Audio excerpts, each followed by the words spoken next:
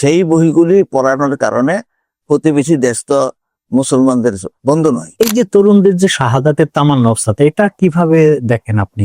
এই স্বাধীনতা পরবর্তী সময় এরকম শাহাদাতের তামান্না তরুণদের ভিতর আর দেখেছেন কিনা? ভারত বিরোধী লোক সে ছিল, এই জন্য তাকে মেরে ফেলেছে। তাতে এই আওয়াজ ভারতের লোকেরা শুনতে চাচ্ছে না, এবং সেই লোকেরা শাহাদাতের তামান্না নিয়ে মাঠে ময়দানে থাকবে ইনশাআল্লাহ, আমরা আশা করছি।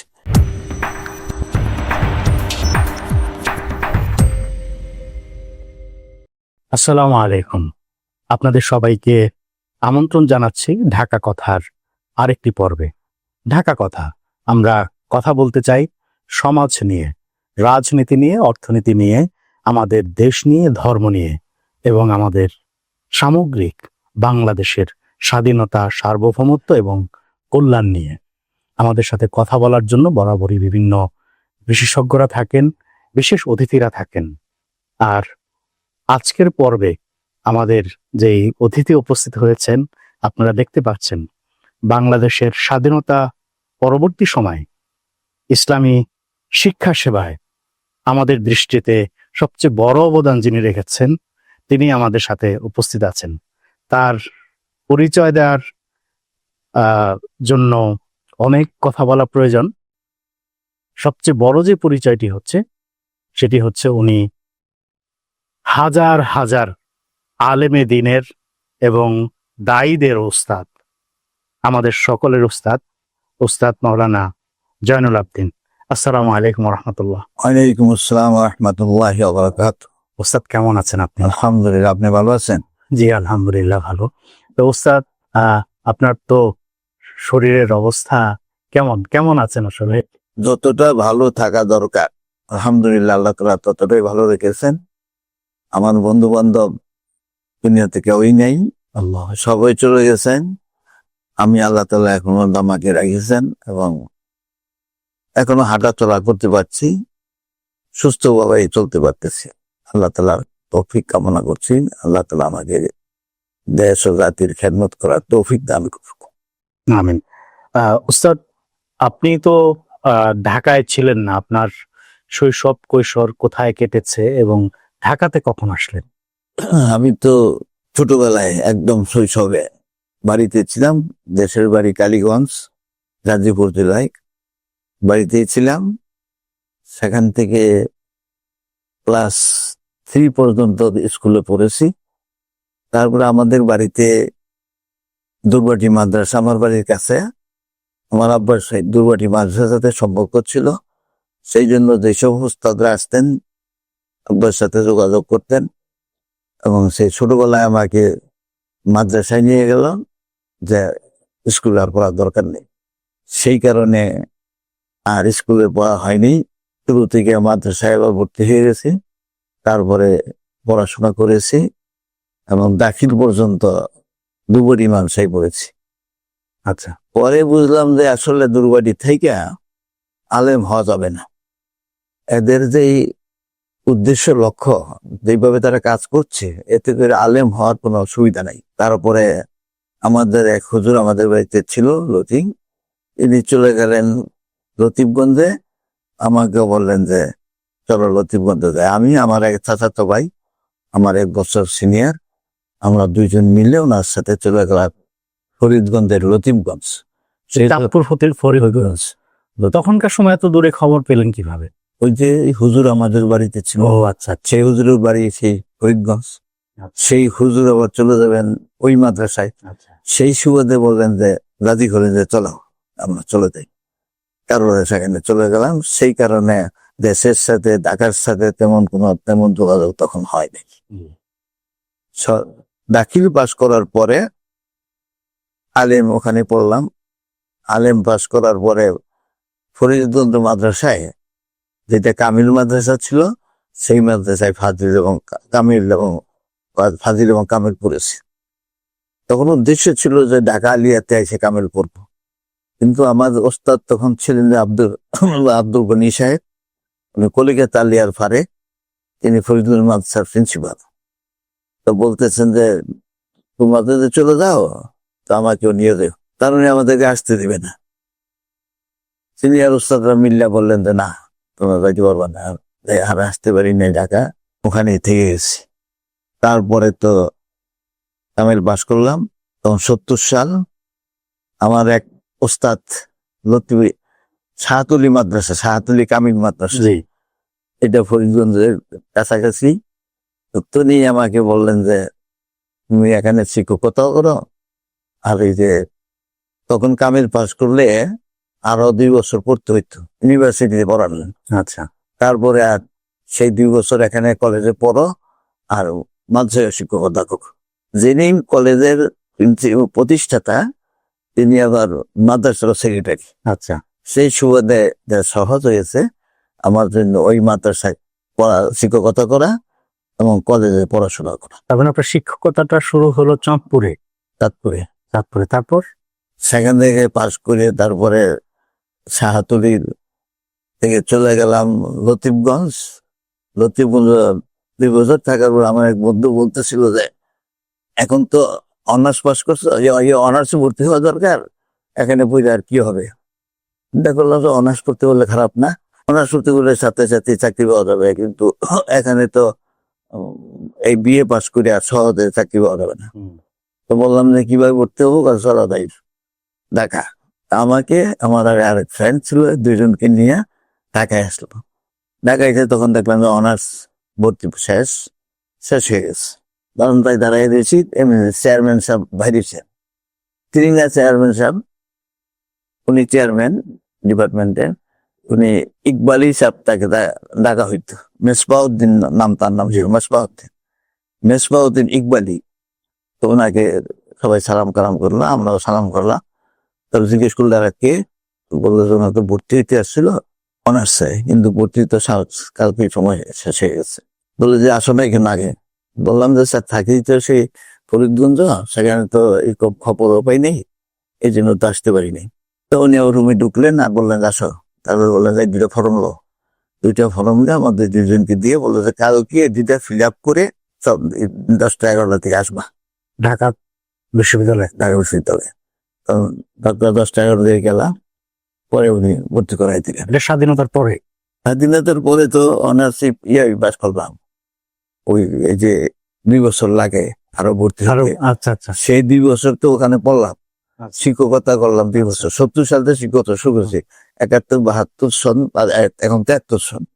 সেই সময় আমরা জানি যে আপনার সাথে বিশেষ করে বাংলাদেশে জামাতের রাজনীতির সম্পর্ক আছে, এটা আমরা জানি। তো সেই ক্ষেত্রে তখন কি ছাত্র রাজনীতির সাথে আপনার কোনো সম্পর্ক ছিল স্বাধীনতার আগে?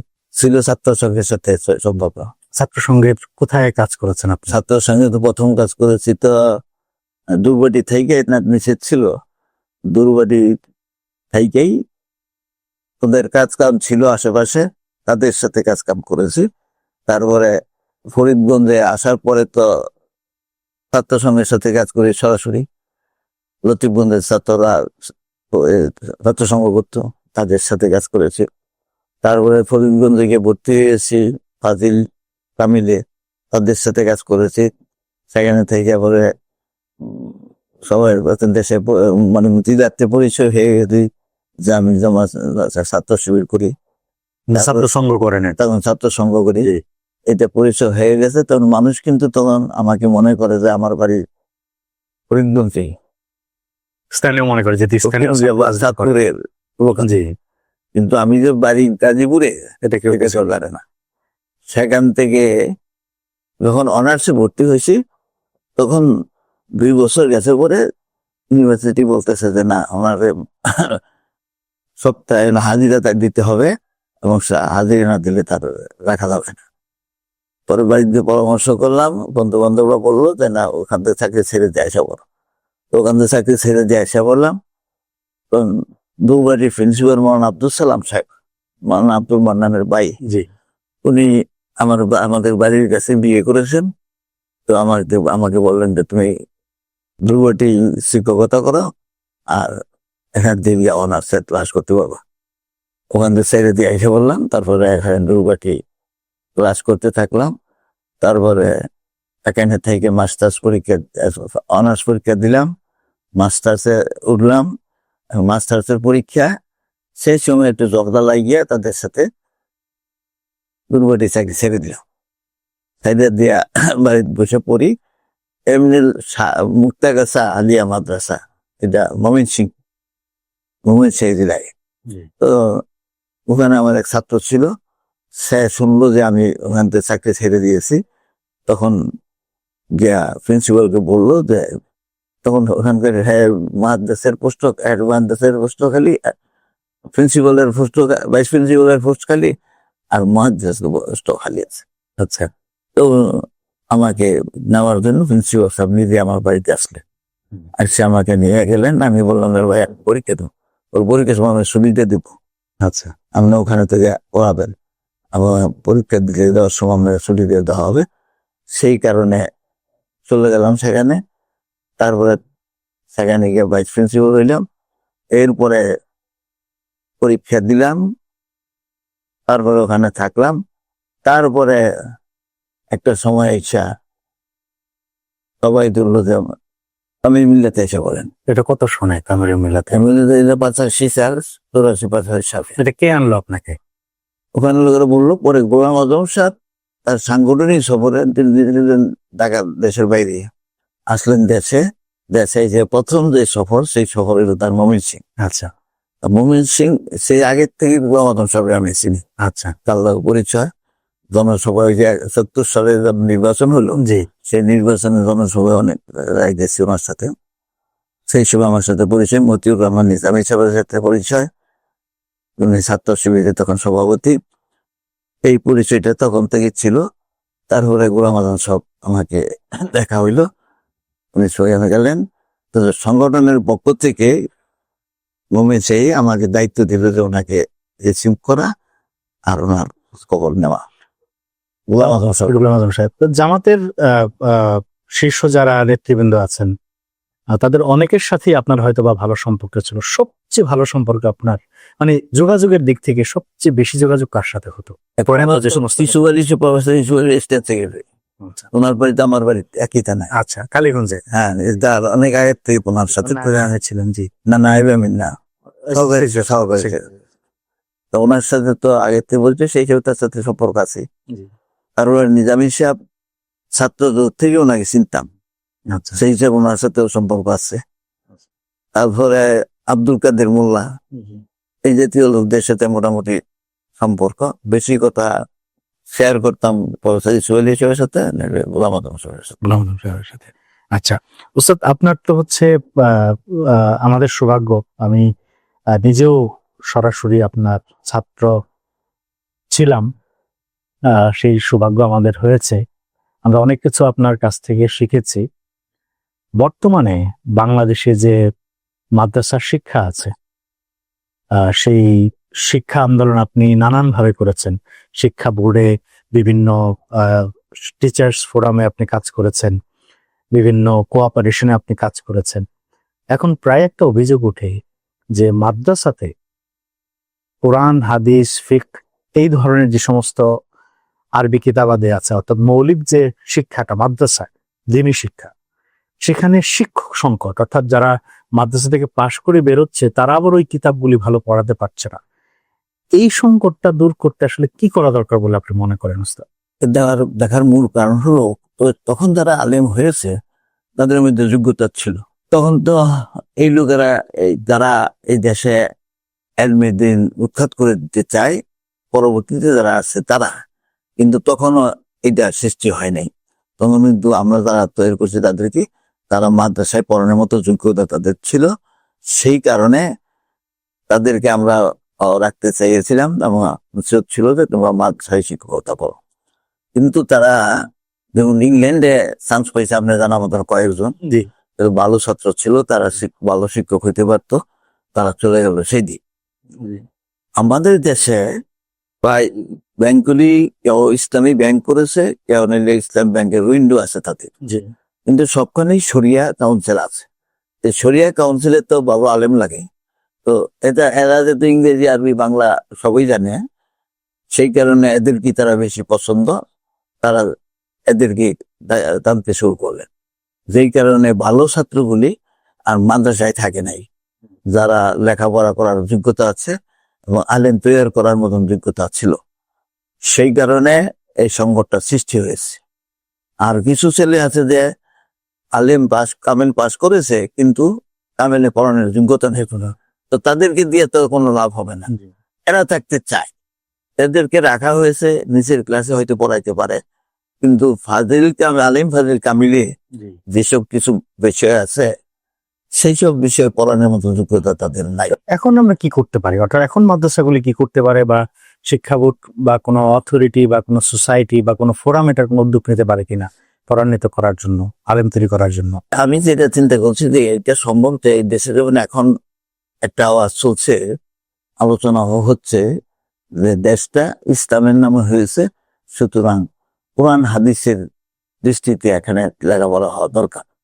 এই জন্য মাদ্রাসা বোর্ড, এডুকেশন ডিপার্টমেন্ট যেগুলি করেছে যে ওই সরকার আসার পরে যেই বইগুলি পার্শ্ববর্তী দেশে লেখা হয়েছে, ওই দেশে ছাপা হয়েছে, এই দেশে ইন্নাহিলে বিলি করা হয়েছে, মাদ্রাসা সহ স্কুল কলেজ সব, সেই বইগুলি পড়ানোর কারণে প্রতিবেশী দেশ তো মুসলমানদের বন্ধু নয়, তারা যে টার্গেট ছিল সেই টার্গেট পুরো করার চেষ্টা করেছে এবং মাদ্রাসার শিক্ষাটাকে এই দেশ থেকে উঠাই দেওয়ার চেষ্টা করেছে। এটা যখন আমরা লক্ষ্য করলাম, এটা নিয়ে আন্দোলন করা হলো, সেই আন্দোলন ফলপ্রসূ হলো না। এই জন্য যে সরকারে তারা ছিল তারা এটার পক্ষে ছিল না, অর্থাৎ এটারই পক্ষে ছিল যে মাদ্রাসা শিক্ষা উঠে থাক, কোরআন হাদিসের শিক্ষা উঠে থাক, সেই কারণে এটা সফল হয় নাই। যেই কারণে পরবর্তীতে যে আন্দোলন হয়েছে ছাত্র জনতা মিলে, সেরা কিন্তু কোনো রাজনৈতিক দলের লোক ছিল না। এতদিন তারা যারা রাজনীতি করেছে তারা যে আন্দোলন করেছে এই আন্দোলন ব্যর্থ হয়েছে। এরপরে এই আন্দোলন সফল হয়েছে যেটা এই ছাত্র জনতা মিলে যে আন্দোলনটা করেছে, এবং এই যে আন্দোলন গেল গত এই থেকে আমরা 24 আগস্ট মাসে যে এই আন্দোলনটা সফল হয়েছে তাদের আমলে। তারা কিন্তু কোনো রাজনৈতিক দলের নেতা ছিলেন না, তখন কোনো রাজনৈতিক দলওয়ালা তাদেরকে সমর্থন দিয়ে দিয়েছে, সেই কারণে এই আন্দোলনটা সফল হয়েছে। সেই কারণে এখানে যখন কেয়ারটেকার সরকার আসছে তাদেরকেও বলা হয়েছে যে আইসা যে শিক্ষানীতি কি হবে এখন, তখন মাদ্রাসা শিক্ষা এই গত যে সরকার, বিগত সরকার জেলায় 10-15 বছরে আগে যে শিক্ষা ছিল, শিক্ষা ব্যবস্থা এদেশে চালু ছিল, সেইভাবে শিক্ষাটাই এদেশে আবার শুরু করা, আবার পুনর্বহাল করা। তার মানে আপনি বলছেন ওস্তাদ, যদি আমরা আগের যে মাদ্রাসার শিক্ষার যে সিলেবাস ছিল এবং যেভাবে পড়াইতো, পঠনের যে নীতিরীতি ছিল, সেটাকে আবার একটু ফিরিয়ে আনতে পারলে ইনশাল্লাহ মাদ্রাসায় ভালো শিক্ষক পাওয়া যাবে বা পড়ার মান উন্নত হবে। সেইটা আনতে বললে আরেকটা বিষয় আছে যে এখন আল্লাহ তাআলা যদি এই মাদ্রাসার শিক্ষা বা কোরআন হাদিসের শিক্ষা এখানে চালু করতে চায়, তাহলে নিঃসন্দেহে সরকারের পক্ষ থেকে আইন হবে। আইন হইলে স্বাভাবিক মানুষ কিন্তু যখন কোনো আইন হয় সে আইনের প্রতি শ্রদ্ধাশীল হয়, বিশেষ করে আলেম ওলামারা এটাতে শ্রদ্ধাশীল হবে আমার না বিশ্বাস। সেই কারণে এইটা শ্রদ্ধাশীল হইলে এই মাদ্রাসার শিক্ষার যে অভাবটা আছে, যোগ্য শিক্ষক পাওয়ার এটা অনেকটা দূর হবে ইনশাআল্লাহ। ইনশাআল্লাহ। ওস্তাদ, আরেকটা বিষয় আমার আপনার সাথে কথা বলতে বলতে মনে হলো যে আপনাদের অনেক ছাত্ররা বা আপনাদের পরিচিতরা সমসাময়িক সময় অনেক ইসলামিক স্কুল মাদ্রাসা গড়ে তুলছে। এখন যে প্রতিষ্ঠানগুলি গড়ে তুলছে, শুরুতে অনেকে ভালো করছে, অনেকে ভালো করছে না, অনেকে কম ভালো করছে, বেশি ভালো করছে, কিন্তু সাধারণ মানুষের ইসলামিক শিক্ষার প্রতি একটা আগ্রহ তৈরি হয়েছে।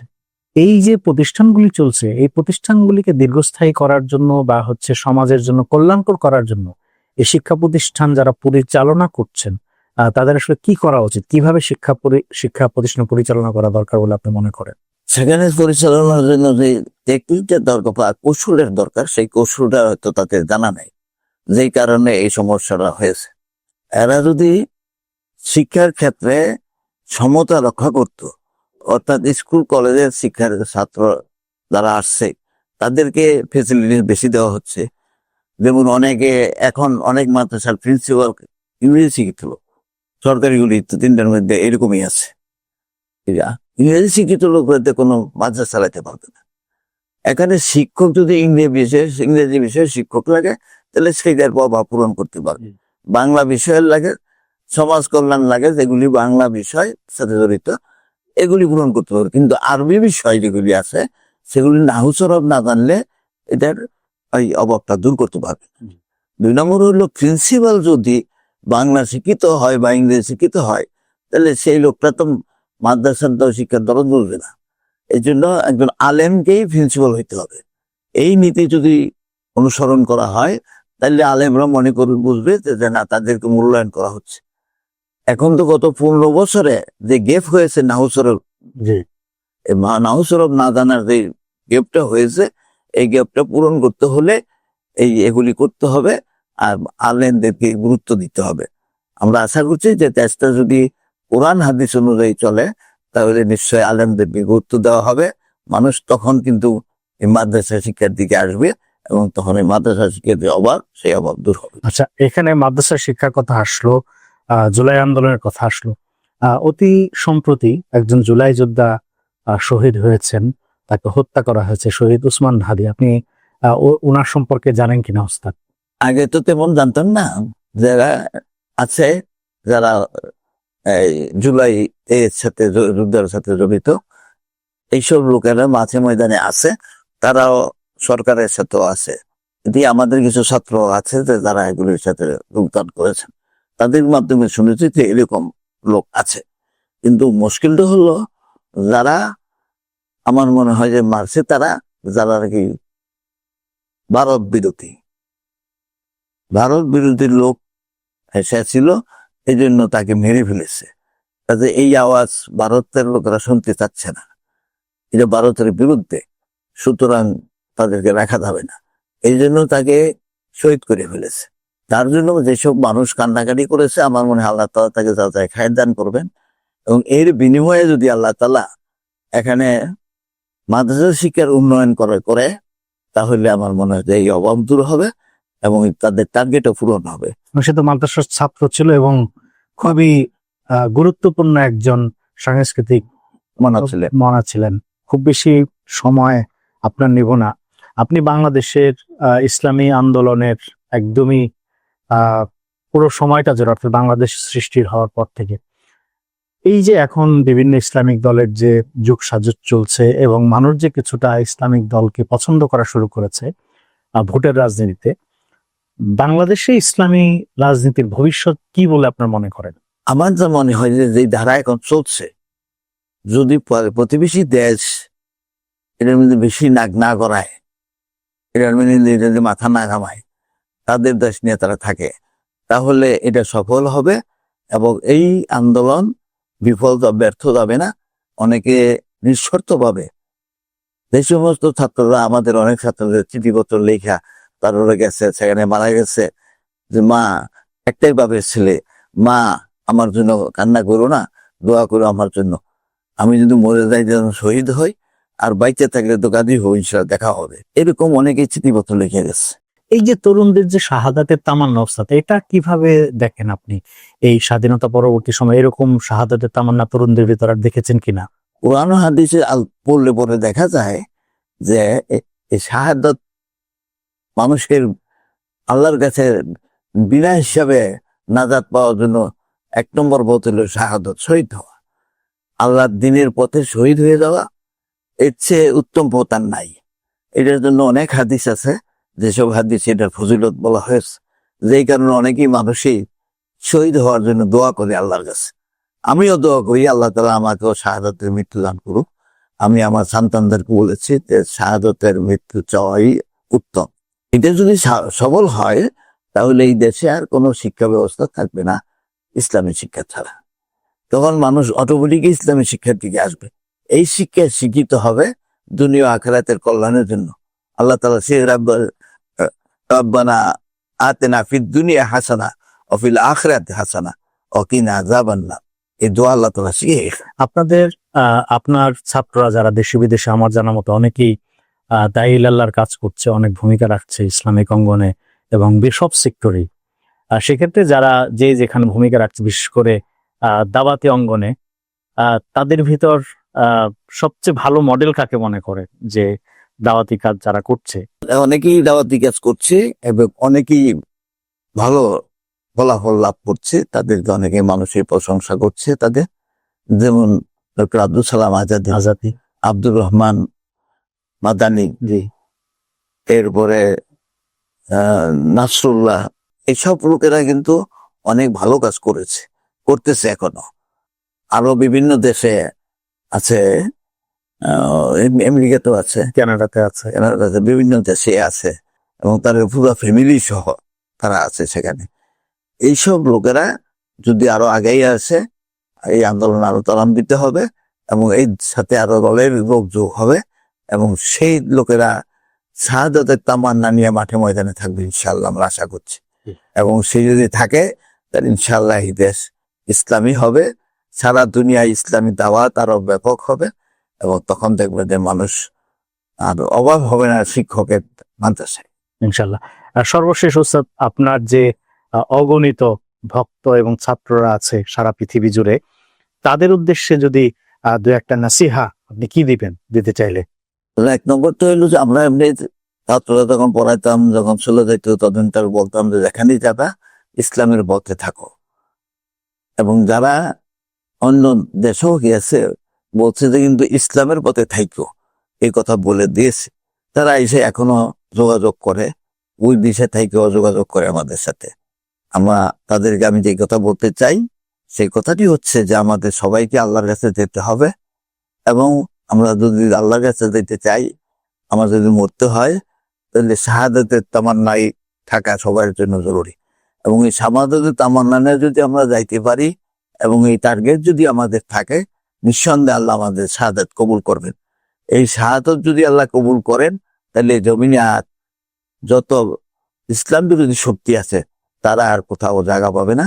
ইনশাআল্লাহ ইসলামী শিক্ষা ব্যবস্থায় এই দেশের মানুষের জন্য শাহাদাতের পথ দেখাই দিবে, এবং সেই পথে মানুষ এগিয়ে আসবে ইনশাআল্লাহ, আমার বিশ্বাস।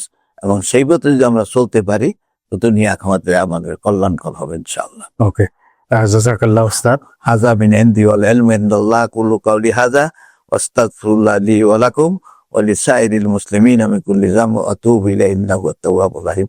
আসসালামু আলাইকুম ওয়া রাহমাতুল্লাহি ওয়া বারাকাতুহু। ধন্যবাদ উস্তাদ। দর্শক, আপনাদেরকে অনেক অনেক ধন্যবাদ আমাদের সাথে থাকার জন্য। আমাদের তো অনেক আকাঙ্ক্ষা ছিল উস্তাদের সাথে আরো অনেক কথা বলবো, অনেক বিষয়ে জানবো।